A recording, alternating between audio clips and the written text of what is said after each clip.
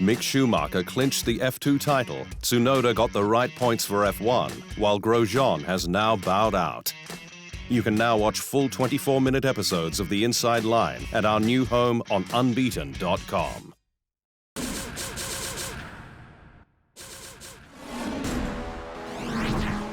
Mick Schumacher can now head into 2021 and an F1 drive at Haas with his head held high after he secured the coveted F2 title at the final round, defeating fellow Ferrari Driver Academy member Callum Ilott. Neither driver scored in the final sprint race in Bahrain, leaving a 14-point margin in the standings, despite Ilott scoring 3 wins to Schumacher's 2. His future teammate Nikita Mazepin finished 5th. Ensuring the Russian is eligible for a super license, a risk that Haas was willing to take ahead of the final round. Schumacher, who will make his F1 debut next season, 30 years after his father's first start with Jordan, was thrilled to clinch the F2 championship. "I wanted to prove to myself that I am here for a reason," he said.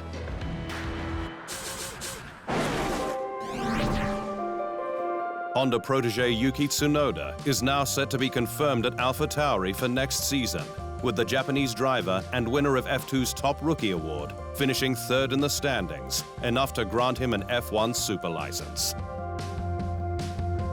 Tsunoda, who snatched 3 wins in F2 this year, including in the Sakhir feature race, will reportedly replace Russian Daniil Kvyat, who has been outshined by teammate Pierre Gasly all season. Tsunoda drove the 2018 STR13 at Imola last month, but will get a chance to get up to speed with the squad's 2020 car at the single-day Abu Dhabi post-season test on Tuesday, December 15. Kvyat, it's expected, will head back to a development role at Ferrari.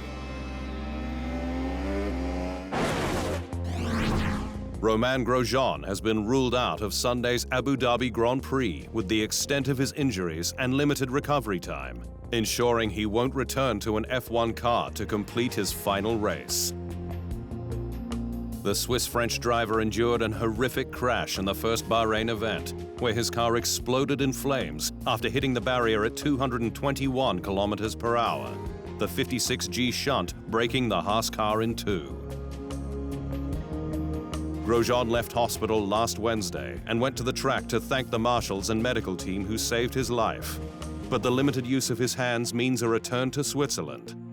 And for reserve Pietro Fittipaldi to build on 17th at Sakhir in Abu Dhabi.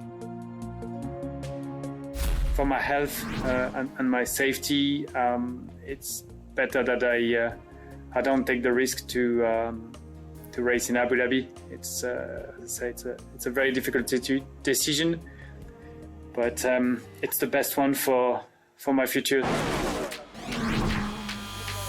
Mercedes reserve Stoffel Vandoorne says George Russell's selection for the Sakhir Grand Prix hurt, with the Belgian racer disappointed not to get the nod given his year-long duties. Russell was drafted from Williams as a rare chance to test the Mercedes protege against race driver Valtteri Bottas. But while Vandoorne said that was a fully deserved opportunity, it wasn't easy to accept. After having spent the year traveling to all F1 races and dedicating so much time, physical training, commitment to this program, it hurts, he said on social media.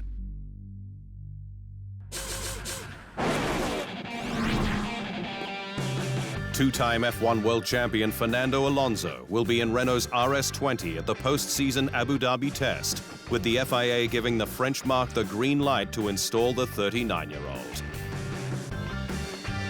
Alonso, who left F1 at the end of 2018, got his first taste of the 2020 car in October during a filming day limited to 100 kilometers, before another 2 days in Renault's 2018 car last month in Bahrain. But while the post-season test was originally for young drivers with 2 or fewer starts, Renault has since successfully lobbied the FIA to open it up for Alonso on account of all it does for junior racers. With the governing body now able to include drivers at its discretion, a point that has upset teams like McLaren and Racing Point, which decided months ago to skip the test. Alonso will be joined by Renault Reserve, Chinese F2 racer Guan Yu Zhou, each driving a car over the single-day test. Alonso's inclusion in the Abu Dhabi post-season test will likely mean that Ferrari will be able to run countryman Carlos Sainz, enabling his debut for the Prancing Horse in the 2020 SF1000. Sainz only needs the FIA's approval to take part, with the 26-year-old allegedly out of contract with McLaren after the final race. The test will be critical for Sainz to get up to speed at Ferrari, with 2021's pre-season slashed to just 3 days, and each driver expected to get half that amount again. 1 day and a half in an F1 car, these complex cars, is not enough to prepare for an F1 season, he said. The now open post-season test will likely see Sebastian Buemi in at Red Bull, Robert Kubica and Callum Ilott at Alfa Romeo, and 2021 rookie Mick Schumacher at Haas. Racing Point's Lance Stroll says that he loves criticism from his detractors, those who still say he is just a rich pay driver, with the Canadian admitting it's a powerful tool to help fire him up and prove people wrong. 2020 is Stroll's 4th season in F1, in which he's scored multiple podiums, including on Sunday in Sakhir. But told Beyond the Grid, the sport's official podcast, he revels in the unrelenting negative noise. If you don't fuel off the criticism, then you dwell on it and it eats you up inside. So I think I've learned to kind of embrace it and use it as like energy to prove people wrong. Stroll says he's working on the consistency of his performance behind the wheel in F1, but that he's calmed down since his days in junior series, like European F3, where he was initially too hot-headed. I had that fighting spirit inside of me, which I still do. I think I just lacked probably some control when I was a bit younger, and I think I was a little bit impatient at times to win, to win races, and that definitely backfired on me. Kevin Magnussen's 2021 has been sorted, with the Dane heading over to the United States next year to race with iconic squad Chip Ganassi in its return to American sports car series IMSA with Cadillac. Magnussen, the son of former F1 driver and IMSA legend Jan, will team up with another IMSA champion, Dutchman Renger van der Zonde, in the Daytona Prototype International, or DPI class. And the Dane is excited about the move. It's a great opportunity for myself to team up with CGR, Renger, and Cadillac. I can't wait to get started, he said. Magnussen leaves Haas after 4 seasons with the squad, before which he enjoyed single campaigns with Renault and McLaren. 1980 F1 world champion Alan Jones says Sebastian Vettel's impending move to Aston Martin from next year will re-energize the German spirit with fresh challenges to attack. Vettel will leave Ferrari at the end of the season, his 6th with the squad, without the silverware he dreamed about. But it's not all bad, says Jones, in a chat with Australian Grand Prix podcast In the Fast Lane. Familiarity breeds contempt. And I think by going to a new team, he's got new things to prove to those team members. It gives himself a new motivation. He's got something to prove. There's no doubt about that at the moment.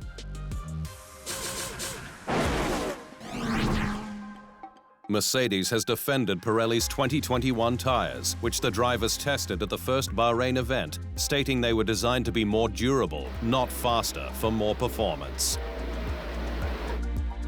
Pirelli's new prototype rubber came under unanimous fire from drivers in Sakhir, with 7-time F1 world champion Lewis Hamilton admitting they were quite a bit worse than the 2019 tyres currently in use. But his squad says the new spec is being brought in to avoid future tyre blowouts and will work on setup in pre-season testing, now expected to be held in Spain in early March. It's a heavier tyre with more structure in there, and it's basically a response from Pirelli to some of the issues that we'd seen at Silverstone. That comes about because as we add performance to the car, the loads go up and up. The tyre has to withstand all of that load, and it's very difficult to deal with that if Pirelli are not able to change the tyre.